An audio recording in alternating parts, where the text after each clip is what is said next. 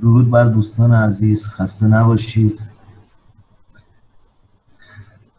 یا سخنرانی نمیشه گفت، ولی خب چون من سعی میکنم روی کاغذ نیارم با آن چیزی که در اندوخته دارم اینو بر زبان میارم و امیدوارم اگر در جمله گویام، در جمله بندیام، در طرز صحبتام نقصی داشته باشه منو ببخشید. قبل از هر چیزی یه تیکه گله دارم از آفریننده‌ای که اگر وجود داره برای خودم. میگن تو جان میبخشی و اینجا به فتوای تو میگیرن جان از ما. نمیدانم کیم من، آدمم، روحم، خدایم یا که شیطانم، تو با خود آشنایم کن. عزیزان من همه میدونن هر شخصی که به دنیا میاد حقوق خودش و ذاتی همراه خودش میاره و این روزها ما هممون سر کار داریم با چند تا ماده از 30 ماده کنوانسیون اعلامیه جهانی حقوق بشر، از جمله ماده 18، 19، 26، 25، 3، 8، 14 و عموم مسائل ما برمیگرده با ماده 18 و 19 و من در رابطه با گروه خودم احساس مسئولیت دارم و نکاتی رو میخوام به عرض برسونم بر اساس آزادی اندیشه و وجدان و دین بهره مند میشه. چند تا نکات جدا از همه کوتاهه. اول از اینکه در مورد عزیزان دگراندیش بهایی خودمون در داخل وطنمون، ما همه عزیزان میدونیم که بعد از انقلاب سال 57 و خصوصا بعد از جنگ، بعد از اتمام جنگ، دیگه کلن بهایی‌ها ممنوع معامله شدن، ممنوع کسب شدن، ممنوع تحصیل شدن، چه به وضوح خودمون دیدیم و داریم میشنویم. حالا بحث ما اینه که این عزیزای ما کلی هزینه میکنن، خرج میکنن، میان تا حتی در پای کنکور میرسن و قبول میشن، ورودی دانشگاه اینا رو باز میدارن، اخراج میکنن، نمیشه، شما مورد قبول اصطلاح نظام جمهوری اسلامی نیستید. آقای حقیقت پور نایب رئیس کمیسیون امنیت ملی مجلس به وضوح اعلام میکنه که بهاییت اقلیت مورد قبول در ایران نیست، یک فرقه که انگلیسی ها به وجود آوردن و به ما تحمیل کردن.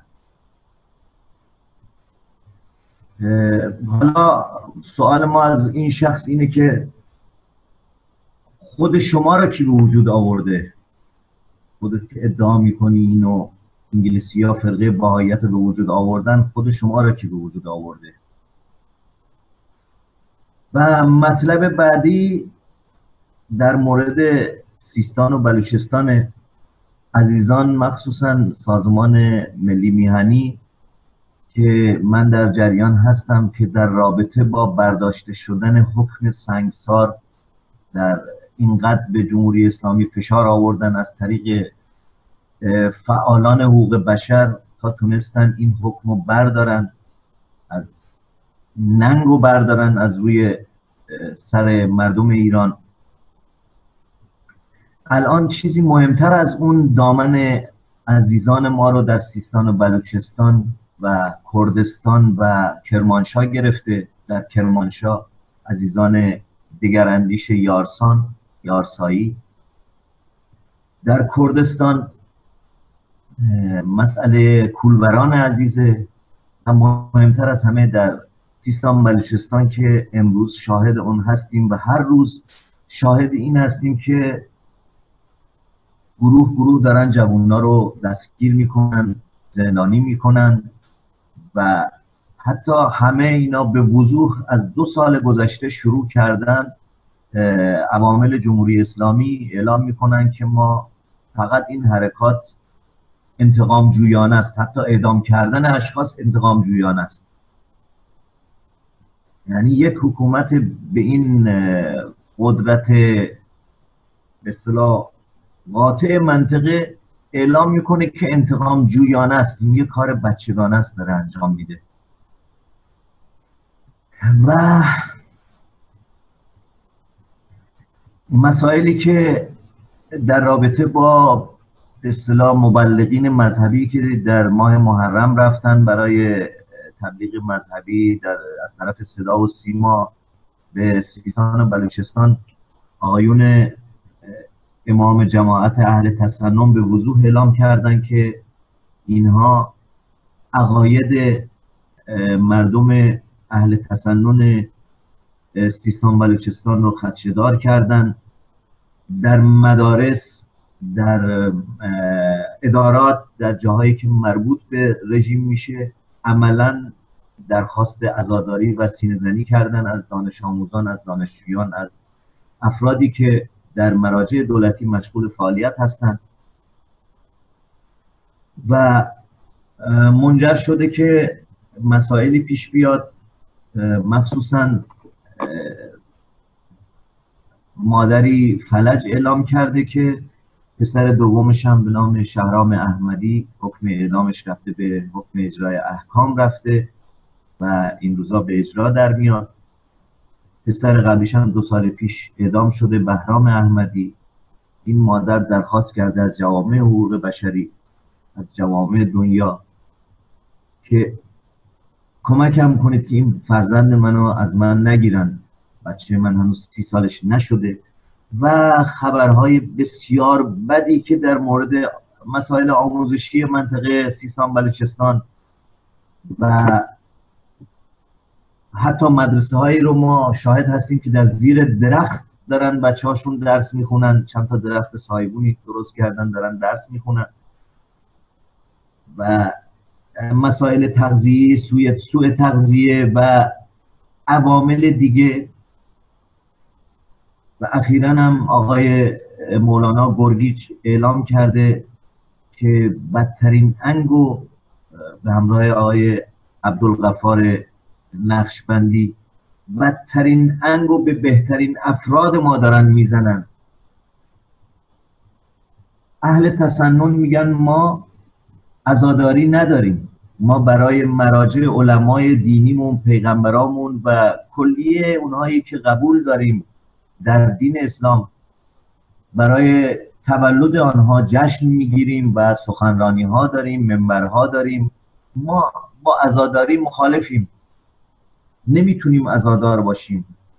حتی یک نفر از اینا گفته بود مگر ما امام حسین جز اهل بیت اسلام هست، ما قبولش داریم ولی عزاداری نداریم. چرا دارید به ما تحمیل میکنید؟ چرا بچه های ما رو در مدرسه وادار میکنید که زنجیر بزنن، سینه بزنن و چند دستگی در میان اهل تسنن به وجود آوردید؟ چون اینا وقتی که بعد از چند وقتی میان بیرون چند دستگی ایجاد شده، دارن بر علیه هم دیگه تبلیغ میکنن. و نظر کلی بنده که اینجوری استنباط میکنم، جمهوری اسلامی، حکومت جمهوری اسلامی به این نتیجه رسیده که اگر بخواد، فکر میکنه اسرائیل با جمعیتی حدود 4 میلیون نفر ابرقدرت یک منطقی از دنیا شده، احساس میکنه که هر چقدر تعداد نفوسش کمتر باشه میتونه حکومتی مثل اسرائیل مطلق باشه در دنیا و برای خودش آقایی بکنه. من احساس میکنم که تولید انسان در نظر جمهوری اسلامی مثل کارخونه کالباس سوسیسه. فکر میکنه که این یه کارخونه است داره انسان تولید میکنه. نه، این یه مادره که داره رنج میکشه، بچه رو به دنیا میاره، پرورش میده، تحویل جامعه میده، انتظار داره که این بچه رشد بکنه و آینده خانواده خودش و مملکت خودش مفید باشه و بتونه بهره دهی بکنه به نفع احسن. همونطور که میبینیم این همه دانشمندا، دکترا، متخصصین ما در سراسر دنیا حرف اول رو میزنن و الان هم کم نداریم در داخل مملکت. همونطور که همیشه دارن اعلام میکنن نخبگان خواهش میکنیم فرار نکنن از مملکت، همه دارن فرار میکنن. کجا دارن برن نمیدونیم، مثل ما همشون سرگردانن، همین کیسایی که الان داریم میبینیم. و عزیزان من، موضوع بعدی در کردستانه. خب بیکاری در حال حاضر دامنگیر ملت ما شده و اینم بی برنامگی حکومت بوده. سردمداران مملکت، دستاندرکاران برنامه ریز که قانون اساسی رو در رابطه با کار و امور اجتماعی تدوین کردن که دائما ناقص این قوانین هستند.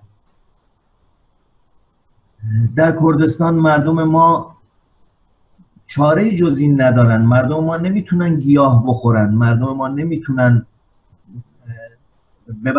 علف بخورن. مردم باید فعالیت داشته باشن، کار بکنن، بتونن برای حفظ بقای فیزیکی خودشون چیزی برای خوردن داشته باشن. خب به این جهت پیر و جوان و کوچیک و بزرگ راه افتادن تو کوه‌ها، تو جاده‌های صعب العبور، حتی تو رودخونه ها.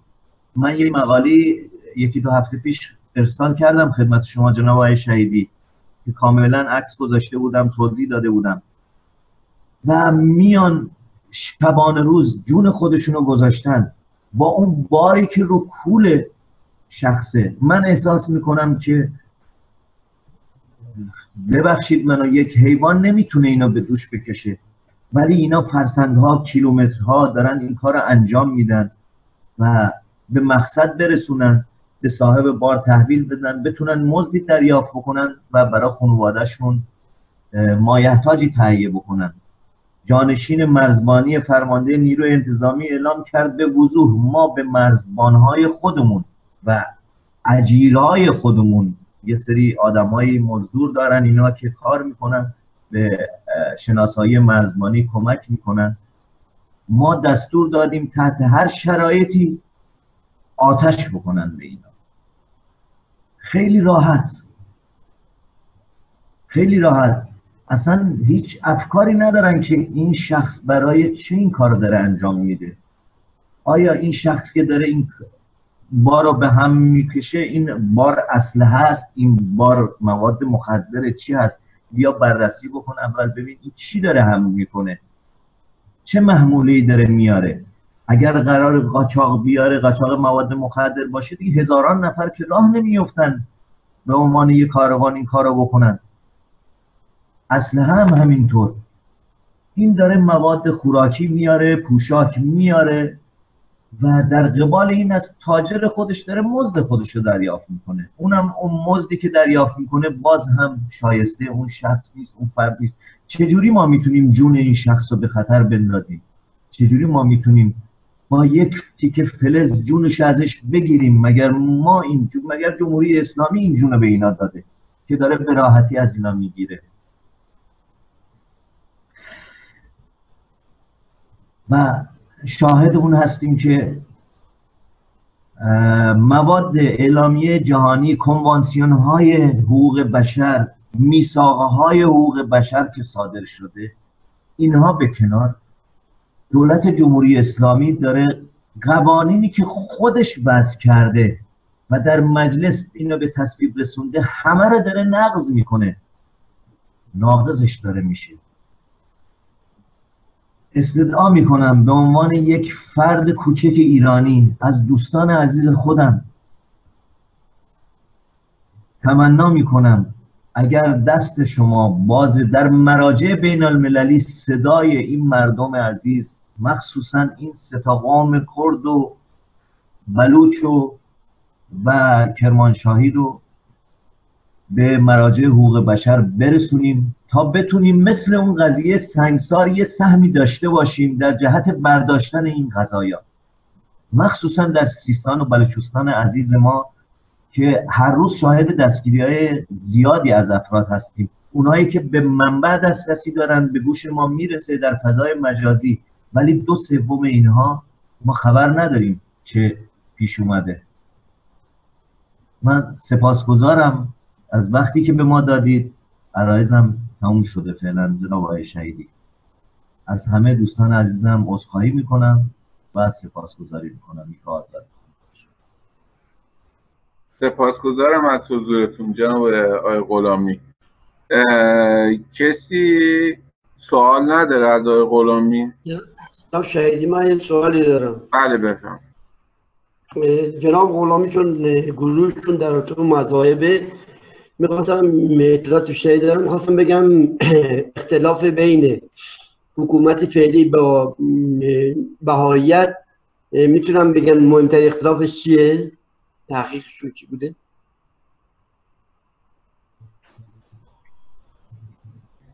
بفرمایید غلام.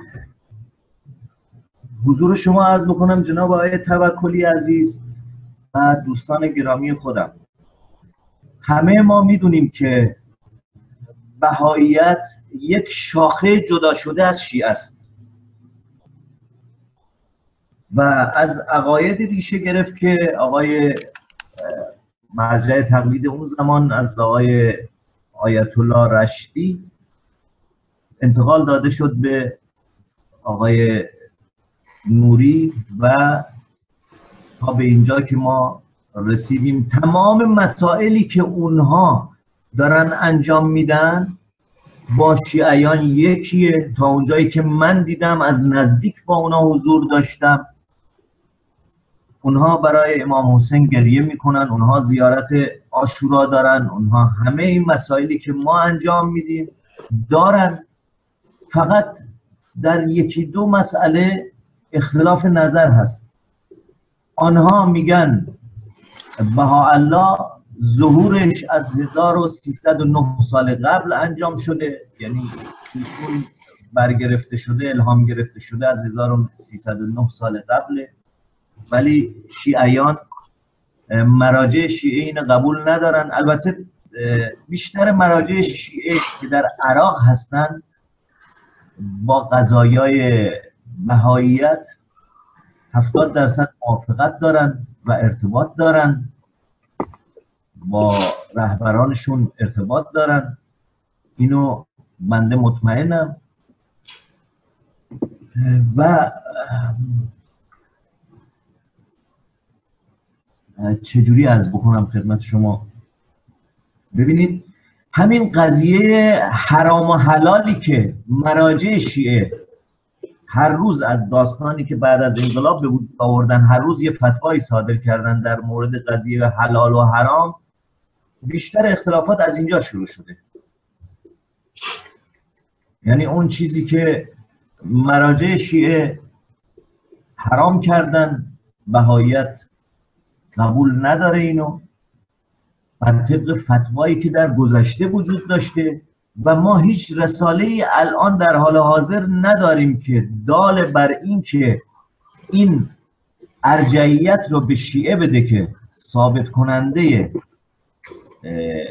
مثلا برتری بر بهاییت باشه وجود نداره. چنانکه من یه مثال میزنم، زمانی که خمینی علم شد بیاد وارد ایران بشه، قبل از این بیاد امام موسی صدر حرف اول رو میزد در دنیا، در شیعیان. یعنی مصلحت بر این شد که امام موسی صدر غیب بشه، نابود بشه، خمینی وارد ایران بشه. و الان در چند سال آینده قضیه دیگه، یعنی یک نفر علم شده که جایگزین نفر الانی که هست بشه و داره آماده میشه این قضیه. و در شیعه چند تا قضیه وجود داره، مثل گدایی. افراد شیعه اصلا گدایی رو حرام نمیدونن.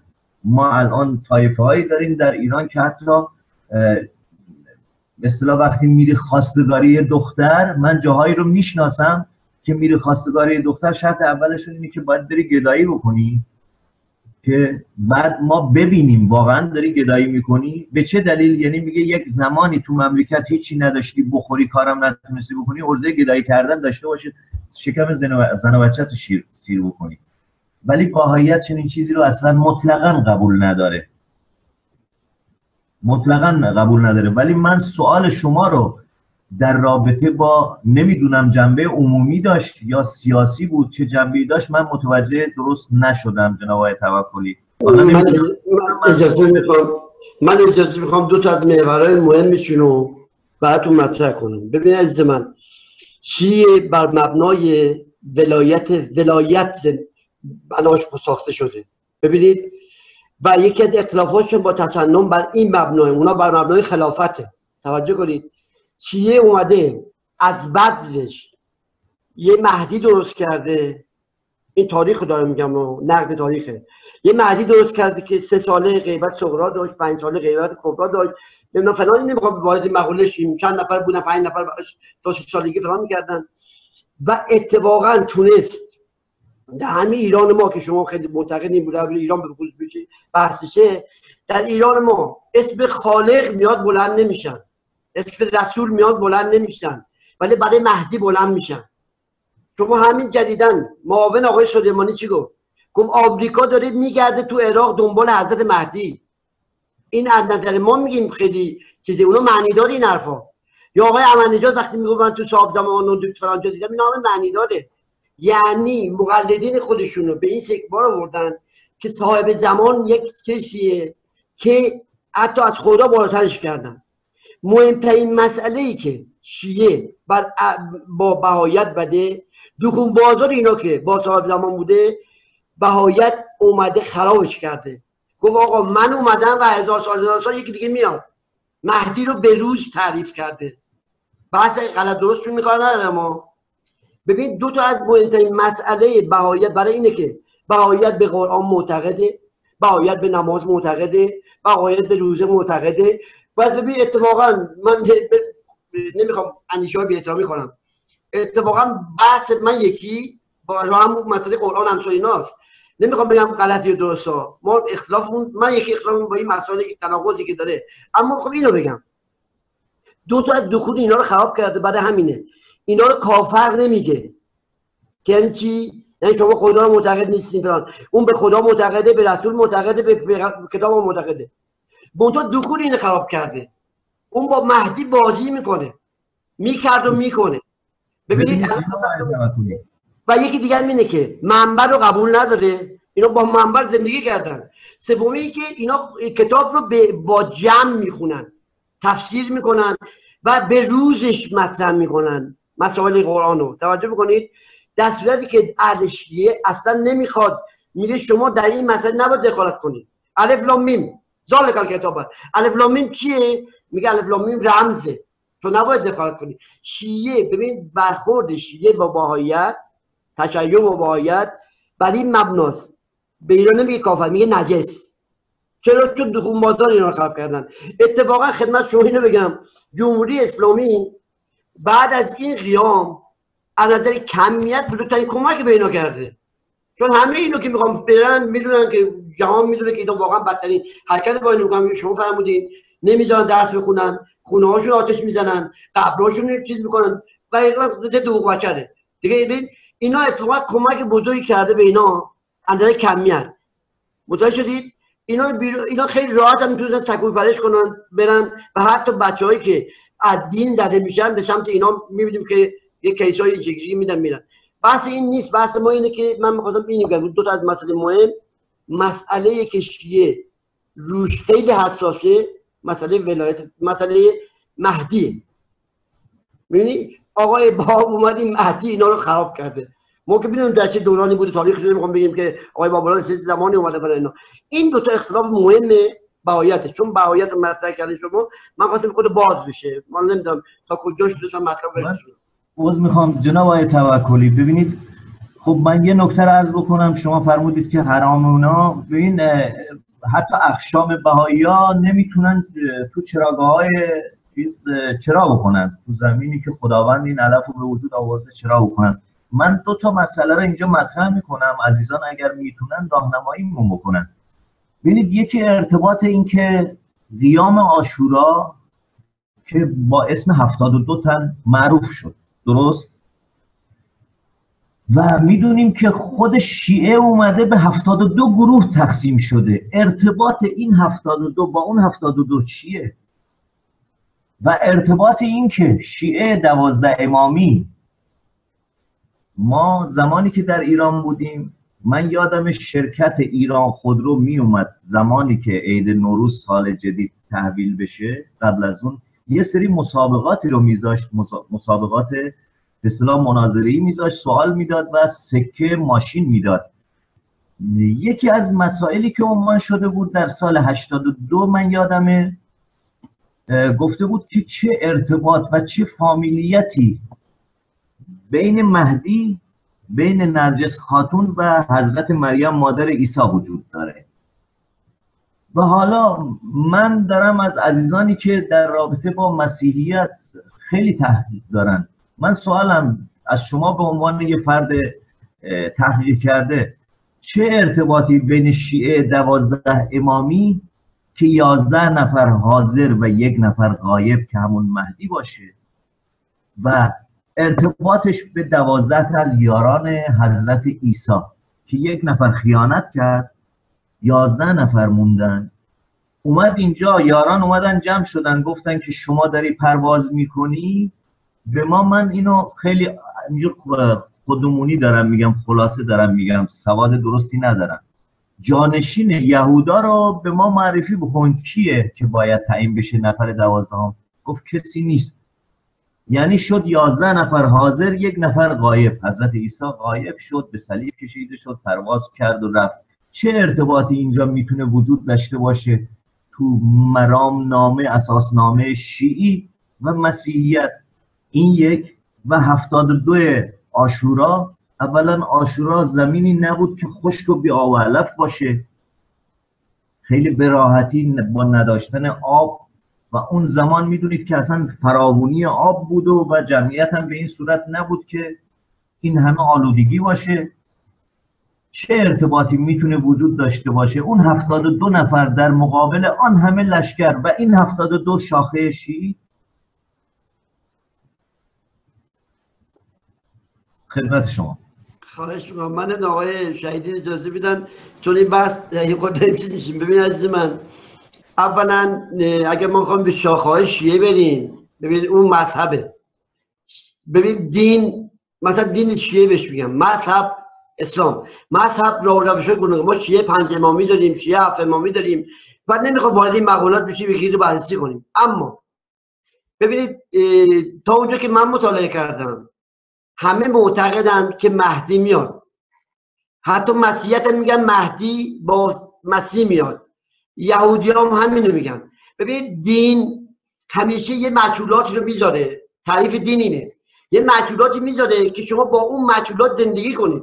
من نمیخوام بگم غلط درست، من در اون رده الان نیستم و بحثم اینجا جاش نیست به نظر من. ببینید پس اگر ما بخوایم وارد این مقوله بشیم که 72 تا با اون 72 تا، ببینید یه مسئله من بهتون بگم، حتما شما مطالعات زیادی دارید همتون، تاریخ اسلام بعد از 200 سال نوشته شده، هم شیعه میگه هم سنی اینو، تا 200 سال سینه به سینه اومد، روایت اومد، فلان ابن فلانی روایت کرد، فلان ابن فلانی روایت کرد.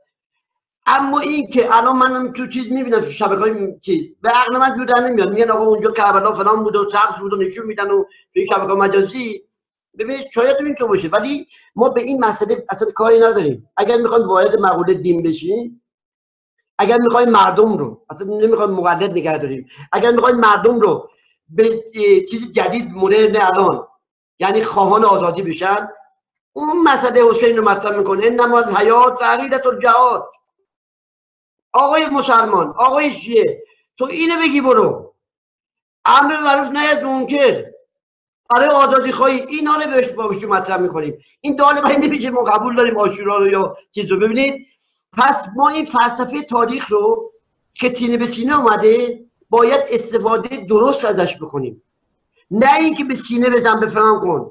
ما این مسئله رو باید رواج بدیم. اما اگر برگردیم به این مسئله که آیا 7 امامی ان 8 امامی ان چه ارتباطی داره نداره، تا صبح باید بشینیم صحبت کنیم، شما از یک کتاب من از یک کتاب، همه کتابام که میگن سندیت نداره، کتاب قدیم 1000 خورده سال بعد پوش نوشته شده باشه، رو پوش نوشته شده باشه. سپاسگزارم جناب آقای توکلی. با کسب اجازه از محضر دوستان و جناب آقای شهیدی، چون گروه من باید این تحقیقات رو داشته باشم ارائه بدم، به محض اینکه کار استانهای من تموم شد که راجع به مذاهب باید بنده تحقیقات خودم رو ارائه بدم و حتما دعوت میکنم از دوستان عزیزی که واقعا تمایل دارن بحثایی داشته باشن، مشارکت داشته باشن و در خدمتشون باشیم، با کمک همدیگه این مجموعه رو بتونیم به سرمنزل مقصود برسونیم. سپاسگزارم جناب آقای شهیدی. عذر میخوام از حضور همه دوستان که وقت شما رو گرفتم. اگر اهانتی از کلام بنده نصیب شما شد منو ببخشید.